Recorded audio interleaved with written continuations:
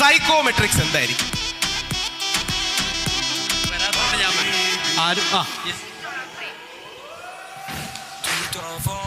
Yeah, what I feel is that it's psychology.